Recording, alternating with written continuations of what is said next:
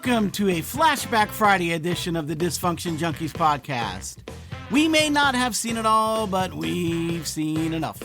And now, here are your hosts, Chrisy and Kerry. Hello, junkies. I'm Kerry. And I'm Chrisy. And welcome to Flashback Friday. Yes. We have this is a fun one. We really enjoyed doing this episode. This was our episode that talked about, I think it was episode 14, and we talked about all the crazy diets that we were exposed to. Yes, and Kerry might have been exposed to them, but I actually participated in a lot of them. So yeah, we reference this a lot. You know, if you hear us talking about something and we'll say like the hot dog and ice cream diet and things like that, that was this episode. Yes. So any thoughts about this before we flash back into that episode, Chrisy? well, I just reflecting on where when we were growing up. Yeah. I mean, that was dieting has always been around, always will be around. Yeah. I'm not a believer in the only diet I feel is the way to go is moderation. Yeah. Making healthy decisions and not overdoing it. Right. And being physically active. Yes. I mean, that's pretty much gonna get you through and keep you healthy. But We were at the age that, like, you know, the Richard Simmons area with the, you know.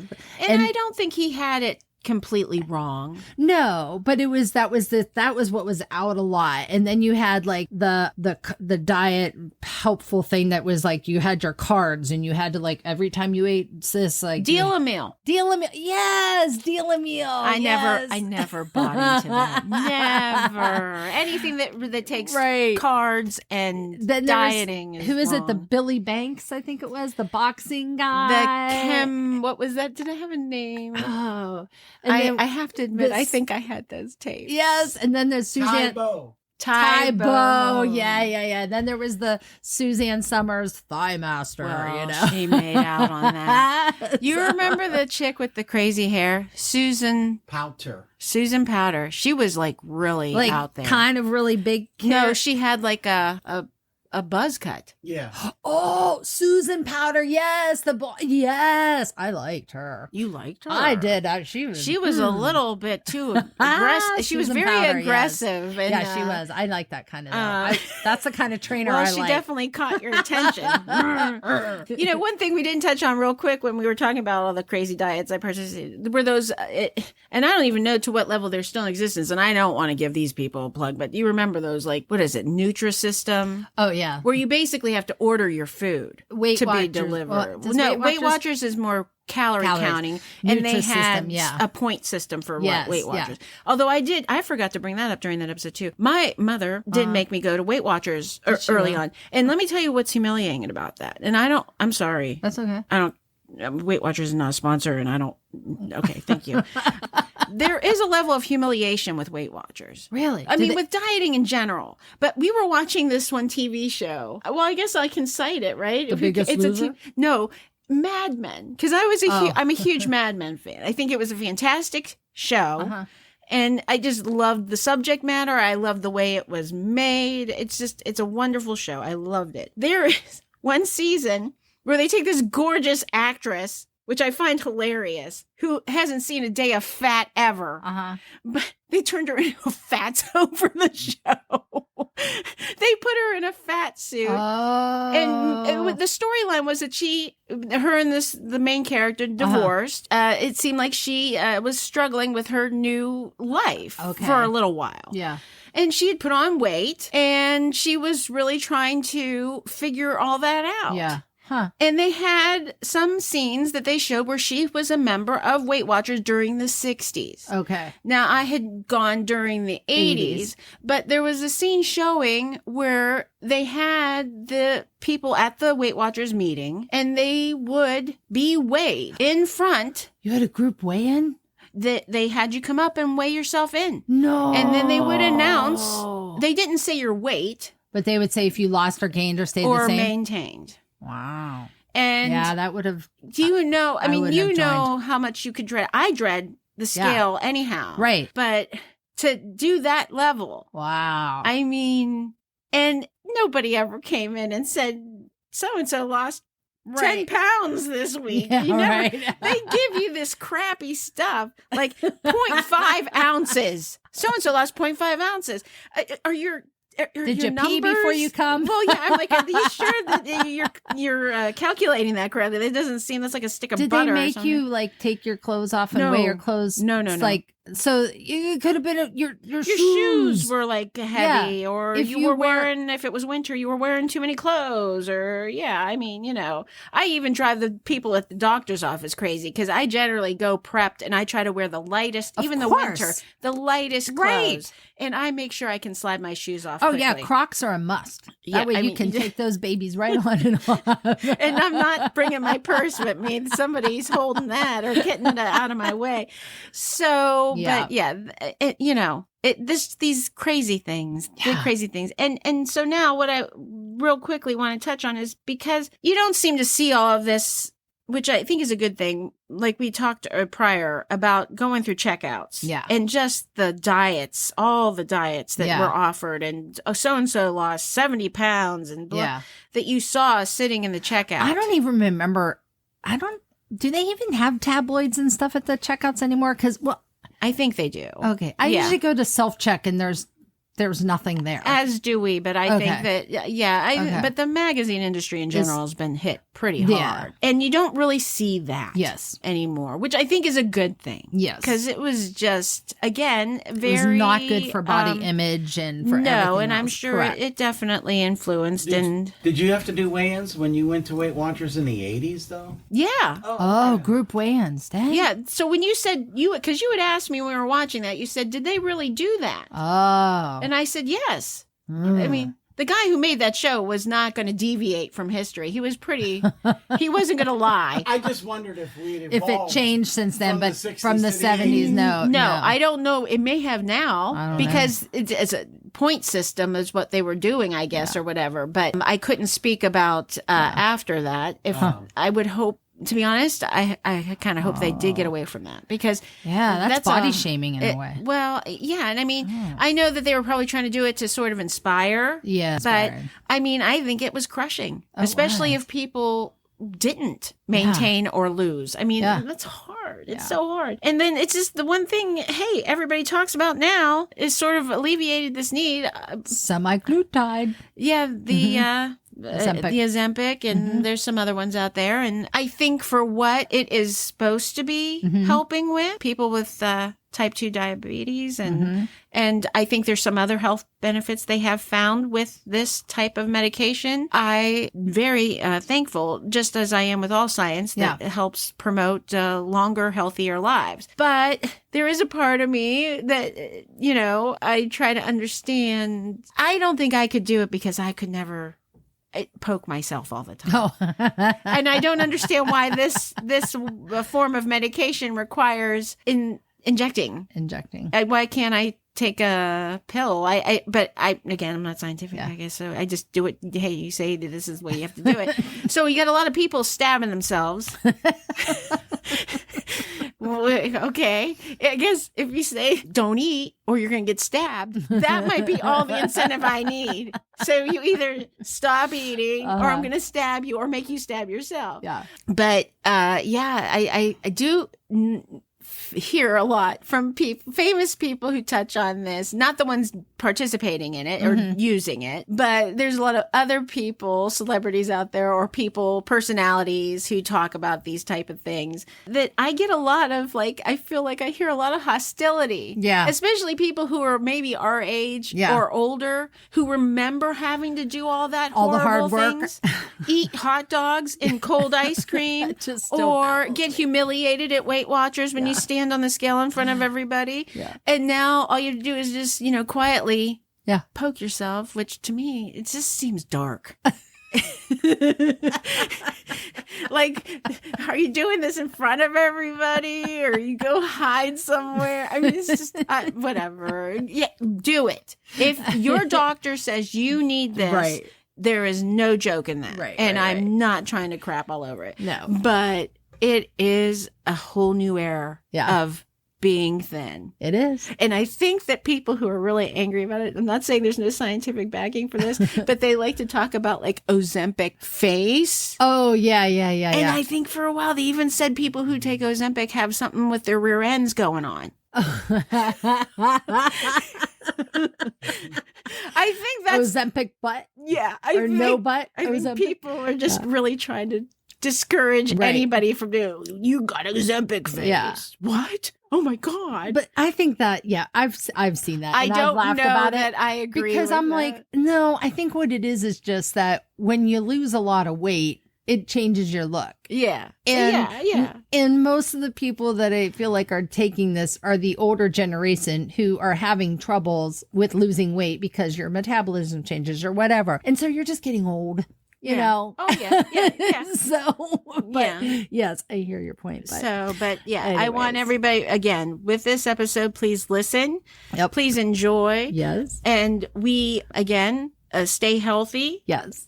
Keep yourself active as much as you can physically, but don't overdo it. And moderation with your diet. But enjoy your food. Enjoy it. Just don't eat a whole cake. I guess I don't know.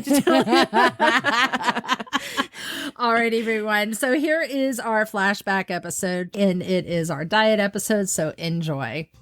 Hello, Dysfunction Junkie family. How is everyone doing out there? Chrissy, how are you? Oh, I'm doing just fine, I guess. Thank you. We're started a new year and we're moving along, I guess. Yes, we are. So we're like, a month now, basically almost into the new year. And the weather is disgusting here in Northeast Ohio. And I'm trying to get this marathon training done. And this weather is not cooperating. Oh, no. You gotta. I'm doing the gym. Like I go to the gym. I go to, I do all that stuff. But to get my outdoor running done, it's not happening whenever it's -10 wind chills and 20-degree weather and snow and ice. Yeah, screw that. Do I need to maybe be in a car in front of you and sort of maybe try to clear the road for you as you run behind the car and I'll cheer for you? Go, Kerry, go, Kerry. I think I need a heat blower is more of the thing. It's not the desire. I've got the desire to run. I've got that down. I just can't stand this weather. It does not help my diet and my exercise routine right now. So I could also have a music playing, the Rocky theme. That would be good. Yeah. All right. Well, if this weather lingers much longer up here, then we might need to, take some, extreme measures on that. Yes. So, well, hopefully we'll get through it somehow. Yes. Yeah. So dieting seems to be a good topic for this time of year, a month in after all those New Year's resolutions and everything. And Christy and I were talking about the dysfunctional diets over the years. So Chrissy, take it away. Because I am the queen of dysfunctional diets. Unfortunately, they were encouraged for me. I don't know why, but they were. Yeah, I just always wonder why we're encouraged to make that resolution. Yeah. That we're going to get healthier in the new year. Were you that unhealthy in the year prior or in many years prior? Or did you just completely go out of control in December? Exactly. And I wonder if the push to be healthier in a new year encourages us to be completely part of just a debaucherous lifestyle. Yes. The month prior to the year ending. Yeah. For the last 6 weeks from November till, January or December 31st. It's out of control. I mean, all the food, all the cookies, all the pastries, all the parties, everything for those last 6 weeks. I have no food control, no self-control when it comes to food, whether I'm on a diet or not, or just So yeah, the last 6 weeks are horrible. So you're right. That probably is why it leads up to the New Year resolution of, I gotta now lose the extra 10 pounds I put on plus the whatever I put on for the whole year before. We should do a where you're totally healthy. Yeah. And or totally unhealthy, like January through October. Oh. And then you just try to be completely healthy and just completely trash everybody else who's around you trying to have a good time. Like you're being, right. The healthy one. But yeah, it does. It's a crazy thought to have to be healthy. I know. I give credit to the people that like plan their meals and have it all packed in the little boxes, and they bring it to work, and we're gonna have a lunch party at work, and they oh no, I can't eat all that yummy. I have my little chicken breast and my whatever. I wish I had that control. I wish I had that desire. I wish I could be that committed. But I just look at that and go, how are you living? How is life enjoyable when you're doing that? You're living out of the bento box. Well, if you really like that type of food, and that's wonderful. Yeah. But, denying yourself is a huge part of the problem, and you just got to try and be reasonable. This has all taken me a very long time to figure out, and I will explain, because I have been on so many horrible diets. I was just making notes about what we were going to talk about today, and I have to tell you that I believe that I probably have lost enough weight and gained enough weight back to probably have created one whole full-grown person. I believe that. Because when you want the quick fix of the weight loss, especially when you're younger, and I think we've become better in general with understanding that the quick weight loss is not good. I'm sure there are still people who just want it. Yeah. But when you're younger, you really want it. You're just in a hurry. Got to get into that dress, or got to do whatever. The bathing suit season's coming up. I have been on diets that have dropped a lot of weight quickly when I was younger. I could go on those diets now. Ain't going to happen. Nothing. Because I'm just at that age where your body's just going to fight against that. So, no, thank you. It's going to hold on to all that fat, because it's like, you're not young anymore. You better keep all this for nutrients, because you're going to need it. You're so cute if you think you can do that still. Your body says to you. You kind of think,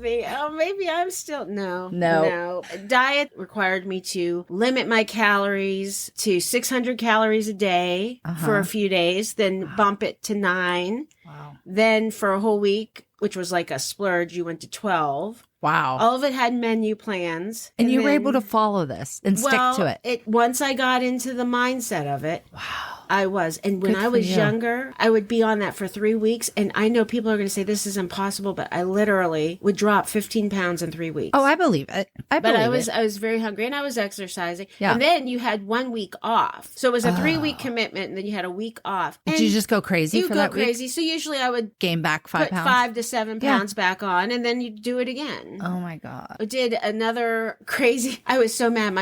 My mother generally would encourage this. To do these diets, because I think she was of the opinion that dieting like that was healthy, especially if you were losing weight. Yeah. I ate parsnips. I don't even know if I could find. If I saw a parsnip in a store, I'd probably freak out. I'm sure you would. But it was all parsnips. Yeah. And I was like really hostile about that one with my mother, because she kept making me eat. And she kept trying to prepare them in different ways for me. Yeah. I stuck to it. And after a week of parsnips, I lost nothing. Oh my God. And I was so angry. So angry. I can't imagine that. I would have cheated. I would have been like, okay, Mom, I'm eating your parsnips, and then shut the bedroom door, and out come the candy, out come the chips. Yeah. I give you credit for sticking to it. I did, but it was all at a cost. It was not, because once you had time off, or you decided you were going to take your break, you went so crazy. Right. You went the other end. Basically just destroyed nullified everything you did. Right. And then I did have another diet, which was really weird. I don't know. I can't remember any of the other menu parts of it, except that it told you to have vanilla ice cream and raw hot dogs. And I would take and cut up a raw hot dog, and I would stick it in the vanilla ice cream, and I would eat it. I don't remember if that diet was successful or not. I'm having flashbacks, and when we talked about New Year's Eve, and we were talking about hot dogs and the sauerkraut and all that, like, it's the same thing. Yeah. Well, no, hot dogs and sauerkraut's fine. I don't know that you should put hot dogs in ice cream, but they were raw. What's the difference between a raw hot dog and a cooked hot dog? Well, because it's cold and the ice cream's cold. I don't know if you want to put a greasy, warm hot dog in your vanilla ice cream. Oh, Chrisy. I mean, well, I'm trying to rationalize what is the nutritional gain? Like, what was the theory behind this that was making you think that? I don't know. I don't know if at that young age, Google this. I was in high school, and maybe when you're that young, you hear the term sugar rush. Yeah. Which doesn't exist for me anymore. As soon as I eat anything sweet. I'm Googling passed this as you're out. talking. Hot dog and ice cream diet. What? Well, don't say the name. I remember the name of the diet I won't place, say the name, but if it even comes up, they may tell you, do not ever do this, for it will ruin your health. But as I've gotten older, I learned that... oh my gosh, it really is a thing. Is it? It is. Is it? Yeah, it is. It's a thing. Everybody in my room right now is good. DJ Nick's on his phone. Carrie's on her phone. Yeah. Oh my God. Does it explain why it's I'm trying to get to that beneficial point. to do that? I would hope, because this was 35 plus years ago, but This diet works, and there is science that says it's dangerous. No freaking way. Of course so. yeah, it was Oh not my God. good. That's and your mom. Yeah, my Oh, mom did Chrisy. encourage this Oh, my because, I was supposed to look a certain way. God. Right. I wanted to look a certain way. Right. So that's most of my teens and Yeah. into my 20s and early 30s. Probably the best thing that happened to me was when I decided to start a family. Right. And I decided to get healthy. See, I never really thought about my weight growing up. You're very fit. If you can run, which you're doing and you've done in the past, there is a level of fitness you have that I have never achieved. Well, but I always have to remind you, but when I run, I always got that stitch in my side. And it's only kind of recently that I've learned how to control that. But weight was never an issue. I mean, food was always an issue for me. I mean, food in my family equated love. Food in my family was comfort. Then there was the whole ice cream meant we're going to have some kind of very uncomfortable conversation. So there was that, kind of bad association of food. As much as I never really thought about weight, like I couldn't even tell you how much I weighed in high school. I have no idea. I don't know if I ever stepped on a scale other than in a doctor's office. You were thin. I remember you. You're beautiful. You're still beautiful. But and you're taller than me too, damn you. So funny. Height helps. Yeah, height does help a little bit. It wasn't until I graduated from college and I was working at a major theme park and was performing on stage where all of a sudden I became conscious of my weight. Although they never said it to me, but I remember the women and the young girls I worked around with, that there was the people that were in charge of our performances or whatever, that they would get on them about their weight. Now, I know I was heavier than them because these girls were wearing like a size 4, size 6. I don't think I ever fit into that. Like, I never remember wearing clothes that small. But for whatever reason, they didn't get on me. And I think part of it was that I was a strong personality. So I think my bosses kind of knew, like, you pick on me about weight, I'm going to be really coming back at you. But I did become conscious of my weight. But at the same time, I think at that point in my life, I did have a good metabolism. And with the jobs that I was doing, I exerted so many calories a day. It didn't matter what I ate because I wasn't going to eat as it just did too much. Scuba diving and doing all the things, it was just so much output. So I got to eat whatever I wanted. But then when I got a grown-up job, my body still wanted to eat like that. And I couldn't do it anymore because, now I had a sedentary lifestyle. So activity is definitely a plus. I would have to say activity in your mind should be important. And not to go crazy, though. Don't be overdoing it. But I subscribe now to, I try to commit to 30 minutes a day for 5 days a week. Oh, that's good. And I think that's sort of what they recommend anyhow. Yeah. And it's doable. If I try to do any more than 30 minutes, physically I could. Yeah. But if I did, I think I would discourage myself because then it would become more effort and I would get upset with having to be away from my family or away from something I want to do. Right. The other thing, I don't want to promote anything, but what has worked for me is not an extreme level, but the intermittent fasting. Yeah. I do agree that they do say that it's probably good to give your system a break from having to work to when you eat,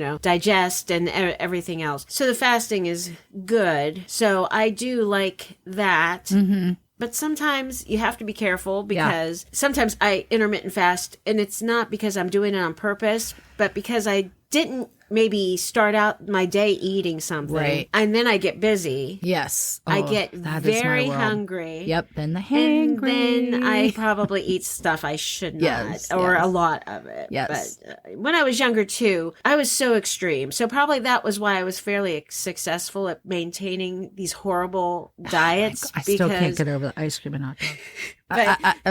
But- I can't. Because when I did something, there was like no middle ground for me, and I've tried to get better as I've gotten Yeah. older. I am definitely they say there's a gray area. It's not always black. It's not always white. But for me, it was either high or low, and there was nothing in the middle. There was no way to negotiate. Right. And so if I was not eating, I was not eating. Right. And if I was eating, oh my God, You were was eating. I eating? Yeah. I mean, And yeah. that's kind of funny because my personality, I am very, very black and white. Like, this is right, this is wrong. These are the rules, these are not.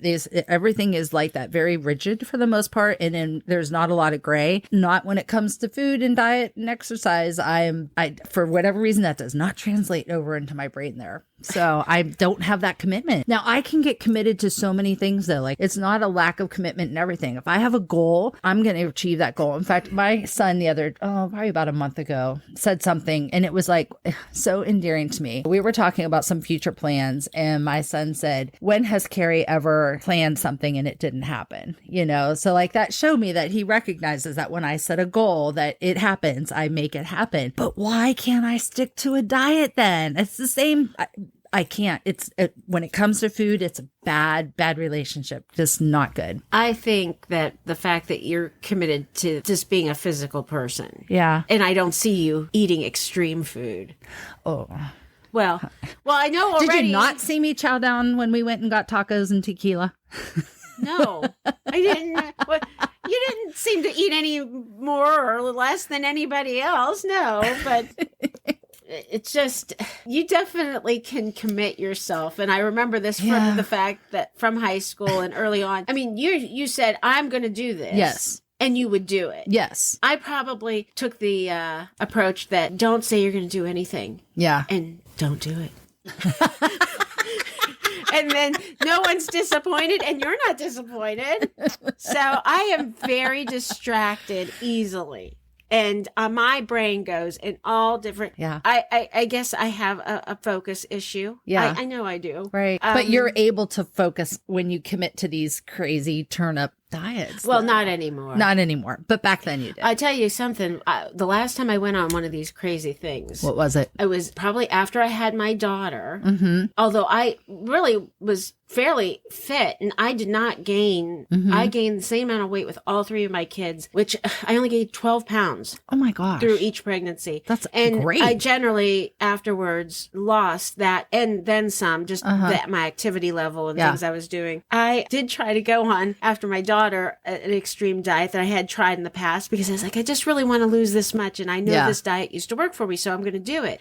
My gallbladder gave out on me. Oh. Now, it probably was bad already because from the ice cream and hot dog diet. well, maybe, or something else.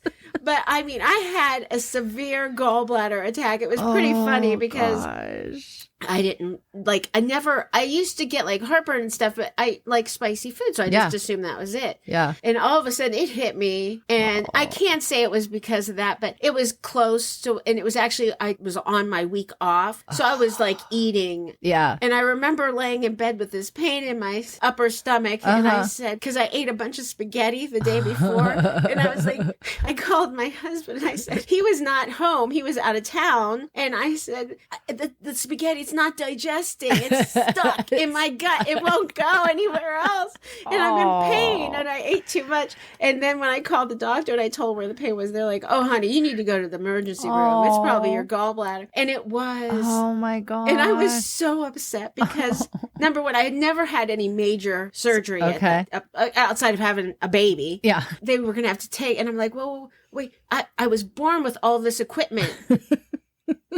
you're going to take something away. I don't know that my body's going to want to be missing that. You know, and they're trying to tell me, but it doesn't work. It's not doing what it's supposed to anymore. I'm like, are you sure? Because, you know, sometimes you take stuff. I know. And then I'm like, whoops, no, it was fine. You can't put it back after that. Exactly. Take it out and you still have the pain. Oopsie. Yeah. But it was hilarious because I actually had it like Easter weekend that they had to do the surgery to get that gallbladder. And they were able to do it laparoscopically. I was just going to ask you, laparoscopically. Which they were, but the surgeon did not know for sure he's going to be able to do it. Because I guess the stone was enormous. And when they took it out, so my incision was a little bit bigger than normal for that. But they were able to pull it out. And the guy, he took it out to the room outside to the waiting area where my husband and some other family members were waiting until I was finished. He had this thing in a jar. He showed it to him. And my husband said, it looked like a black Easter egg. It was perfect. It was huge. And it was black. And the doctor was amazed that I never had anything prior to that. Okay, now here's the big question. Do you still have that black Easter egg? You didn't know keep what? it? No, but I bet you Who keeps everything? He probably uses it a paperweight on his desk. I wish somebody, you know, because when I had this happen, the phone taking pictures thing wasn't a thing. I did not get to see what this looked like. They didn't even show you? It's probably in a medical journal somewhere. See what happens when you extreme diet? This could be you. Yeah, it could be. So watch out when junkies do not extreme diet. It's not worth it. Don't encourage your kids healthy lifestyles. I try to tell my oldest daughter, look, don't worry about how you're beautiful. And she is. Stay active and just eat healthy. And that you gotta tell people that. It's very important. Nobody ever told me that. Not one person. And the other thing was my mother always pushed music. And I'm not crapping on music programs. Music is important. I am very glad I can read music. I can play to some extent. It was enjoyable to some level, but that was all my mother was interested in encouraging me to do. Oh, for a career. For anything. Any extracurricular activity. Oh, I see. It was all music. I get where you're going with that now. Okay. And I don't want to be like, hey, I'm the greatest. I'm not the greatest, but I am fairly athletic. I am good at many different sports. And you weren't given that chance growing up. I was never, ever told you should go out for this. Yeah. You should go out for that. Number one, my father didn't feel a girl should be that involved in sports. And generally, he wasn't interested in really participating. Right. If you were playing sports as a girl. I think he would, if I was a boy, I would have shown up. I think it would have been more that they would have had to been committed to. I think the music thing, because it was more, I could stay home and people could come and give you lessons there. Passive, It was less off there. Yeah. They didn't have to take me anywhere. Not that my mom didn't. She would take me for music lessons. But I really feel like they should have encouraged the sports thing, because I think that would have helped too. Instead of throwing me on extreme diets and making me sit on a stationary bike, which I still love. I think it's just, that's what I do like to do, the stationary bike. And I think treadmills are wonderful. Any kind of equipment that encourages you to move is good. Yes, I know. And I think that, that just realized while you were talking about that, a little difference between you and I. So my dad, after having 5 girls, I think he realized he wasn't getting a boy. Right. So with me, he did do things like I played softball and, just different things and stuff. But I think it was like, he realized, I guess, you have 4 girls and you have a big gap, and then you get this last 5th one and it's a girl too. This is all you're getting. So if you want to make something out of this, tomboy it is, So I did have a little bit of that growing up. But let me tell you something else that always amazed me with you and with the people that you were friends with while we were in school. Being in the band. Yes. Playing an instrument. Yes. And moving. Junkies, but let me tell you this. When I played an instrument, it was stationary like my bike. Like Chrissy's all about stationary. I'll move like crazy, but only one place. It's like a cartoon with me. I'm not going anywhere, but I'm moving like crazy. Yeah. The fact that anybody who is in a band, marching band, I'm talking, although I guess a rock band too. Now I was in a rock band briefly, and I would sing, but that kind of movement is, you're jiggling around up there. Look at me move. Yes. A band, marching band that you are able to do those different movements, the patterns and stuff. Yes. and continue to play and stay on note. It's a different level of fantastic. Yeah. I give props to that. That is amazing. I didn't think about that. You're right. Yeah. And plus the fact that you're carrying something sometimes heavy. Oh my gosh, I'll never forget, because one of the bands I was in was like a competition band, and you had to try out to be in this band. It was like collected from all the different kids in the area, created this band, and we would travel and compete. I was playing the xylophone. So it was this really heavy piece of equipment. I swear to God, I think that thing weighed like 50, 70 pounds. Oh my God. It was probably half my weight. So we were doing this parade, and I think we were in Wisconsin doing the parade or something, but it was really long. It was in the summer. It was hot. We're wearing this big uniform. I normally wouldn't have marched with that. I normally would have had the bells, but the kid who was supposed to play the xylophone got sick. So they moved me over to that. So I was marching with this heavier piece of equipment, and we're doing this parade, and I was committed. I was like, nope, I'm making it through the judging stand or whatever. And I mean, it was hard. I do remember, like, I was struggling, and I didn't know at the time the precursors of like passing out, you know, where you would get the chills and, you know, like the shakes and all this other stuff. Right. But I had been experiencing that for like a mile while we were on this parade route.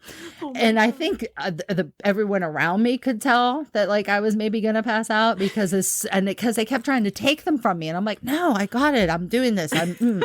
I'm doing it. There's that commitment I was talking about. Right. But I wasn't dieting. I was, you know, something else. But you had a goal and you were going to stick with it. So finally, when we passed the judging stands and I knew that basically our judging part was over, they came over and I was like, okay, fine, you can take this from me. And I'll never forget, they lifted that off of me. It took two guys. I mean, that's how heavy this freaking thing was. The parents came over, lifted it off of me, and thank God somebody was behind me, because as soon as they lifted that, boom, Did you go down? I started going down. Never had experienced that. And I remember starting to pass out and going down. And I was like, in my brain, what is going on? And I realized what was happening. And I just like, no, you will not pass out. No, like I was still in that competition. Like, no, you can't, you know, this will look bad on the, you know, judging or whatever. But yeah, I'll never forget that. Yeah. Oh my God. So you're right. I guess marching band was an endurance sport. It's definitely. So anybody out there who did band or is currently or has children doing band, tons of admiration for that, because it can't be easy. Anybody who's sitting there watching that has to, I would hope, acknowledge that the kids and people who do that. It's fantastic. So. Well, this was good to wrap up a little bit on where we're at in our dieting month into the year. So what I want to know from the junkies is, I want to know what crazy diets you guys have done or are on or whatever. Or considered. Yeah. And real quick, one other thing. When they talk about dry January. Oh, yeah. What's that about? What's that concept I've never heard of that. Well, I mean, I guess. Only recently. But why? Because they're trying to get healthy, I guess, because they drank too much the 6 weeks before. But isn't the whole, I'm going to join the gym, I'm going to eat better this year, the resolution's not enough. Now they have to also declare dry January. It's dry skin January, because yes, in Northeast Ohio, I'm always like wondering, what the heck is everybody dry January? How much did you drink, for God's sakes, that you need to be all dried out now? I just imagine somebody in like some tank, you know, just like completely dry. I mean, maybe I would need to be like a dry July, because we go on our big vacation in June, and that's probably my heavy drinking season of the year. So I would have to do dry July, because the dry January. But I never really heard of that until recently. We whole need concept. to start like just throwing stuff in the wrong order out there and confusing everybody. While we're like, everybody, dry August. Everybody ready for dry? It's dry.